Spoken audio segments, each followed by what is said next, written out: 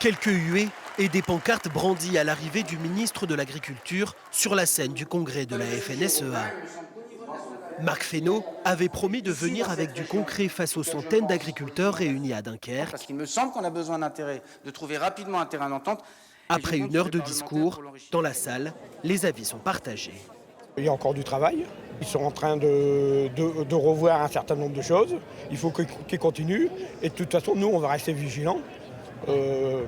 Mais a priori, ça part plutôt dans le bon sens. Ce qu'il a annoncé, on le connaissait, ça va dans le bon sens, mais le verre est vraiment à moitié vide.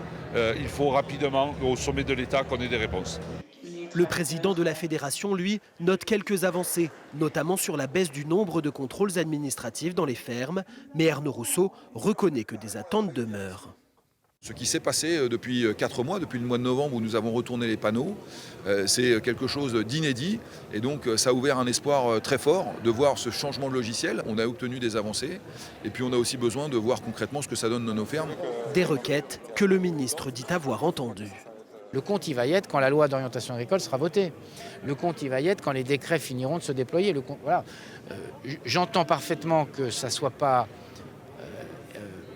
exactement ce qu'ils attendent aujourd'hui. Enfin, quand vous regardez les chantiers qui sont à l'œuvre, si on va au bout, je pense qu'ils pourront dire que le compte y est. Marc Fesneau a ensuite pris la direction du Pas-de-Calais pour visiter une exploitation touchée par les récentes intempéries. Dans les parcelles, ça a été une catastrophe. On a pris des photos, c'était des étangs. Propriétaire de 120 vaches laitières, Cédric Regnault a été inondé à plusieurs reprises depuis début novembre. On a eu des aides, c'est sûr, mais on est toujours les pieds dans l'eau et il n'y a rien. Les fossés ne sont pas curés, on n'a pas le droit de toucher à rien, ça devient pénible.